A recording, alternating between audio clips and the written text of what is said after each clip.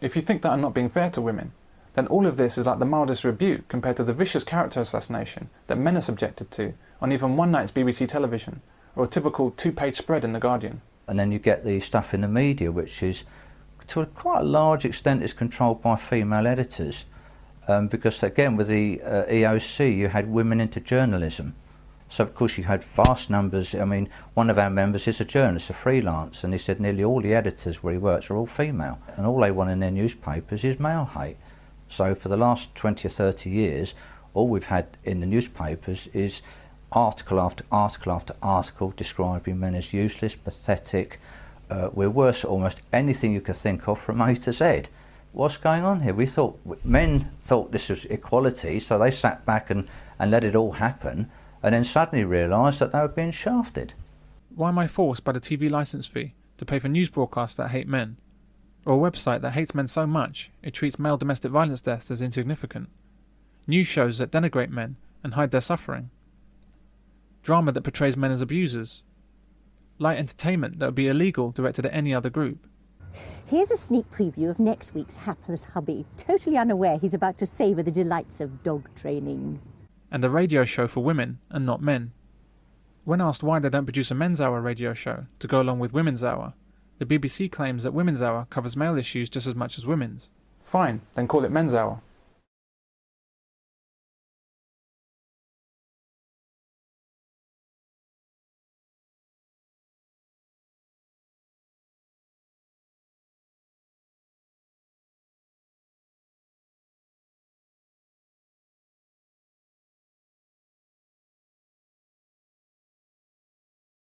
Here's my alternative BBC schedule. A schedule where women take the place of men, just for once.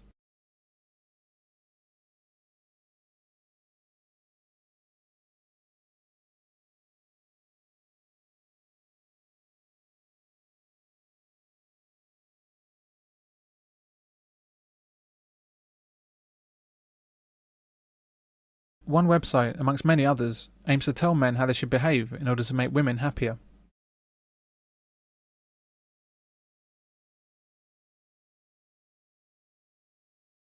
So as I've asked before, how do the typical images of men on our screens condition our society to treat men?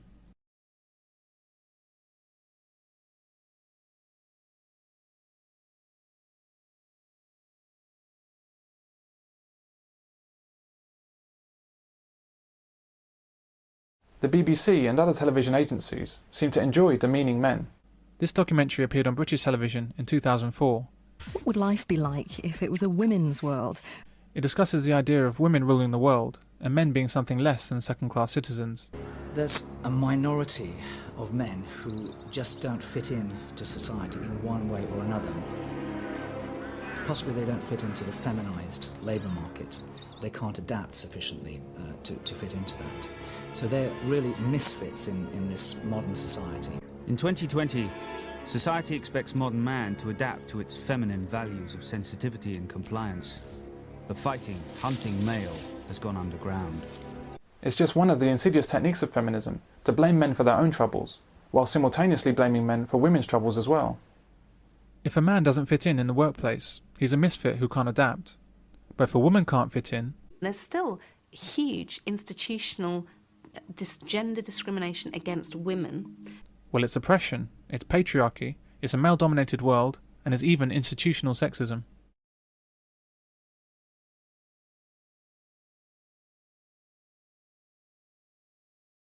I'm surprised it's only a minority of men that are considered misfits in the light of the way men are treated in society. Rather than men's inability to adapt, the exact opposite is true.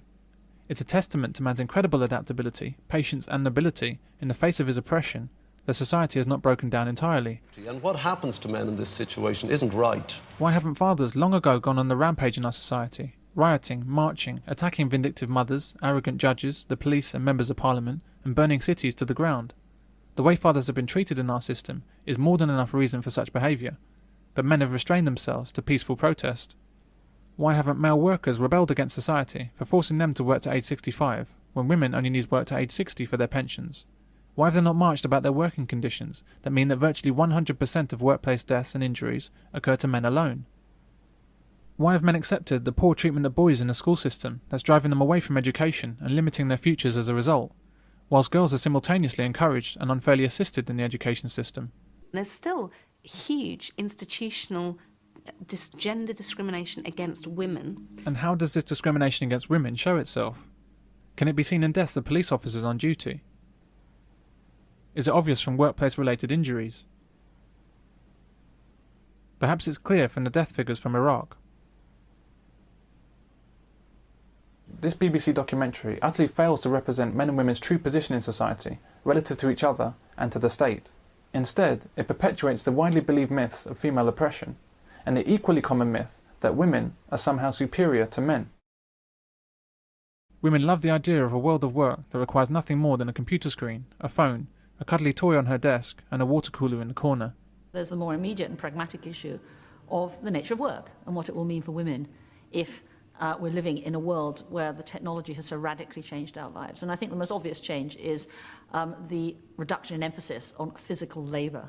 If now you sit at a keyboard, you don't have to be physically strong anymore. And that will mean a whole change, I think, for the rise of women in the workplace. The role of men is not disappearing and can never disappear. Men's contribution to society is not based on our superior skills with our hands.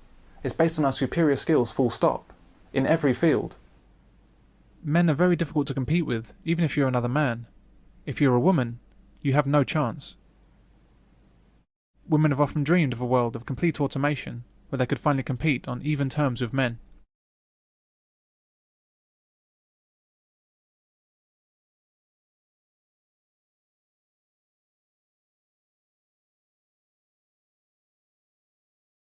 But women have failed to see the obvious. Even if such a dream were possible, it's only men that could ever bring it about, and only men that could fix it when it broke.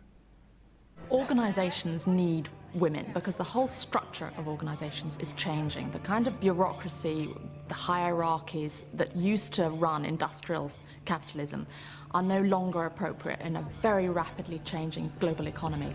Women have become dissociated from what real work means.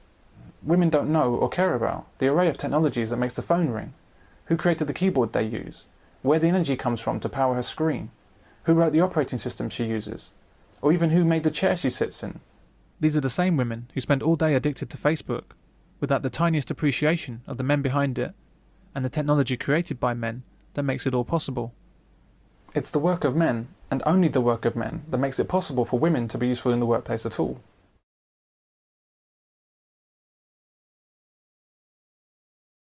The nastiest of the many nasty ideas prevalent in this BBC-sponsored film is that women are fundamentally better than men. We can screen and select an embryo for propensity to disease, IQ, gender, obviously.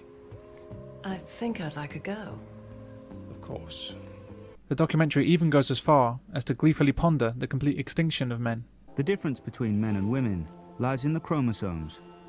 Whereas women possess 2 X-shaped sex chromosomes, men possess 1 X and 1 little Y-shaped chromosome. Apart from its role in determining maleness, the Y chromosome appears to be genetically inactive. 3 times shorter than the X and possessing only a few dozen genes compared to the 15,000 carried by the X, the Y chromosome is slowly decaying. Despite what women might tell themselves, that little Y-shaped chromosome makes the world go round.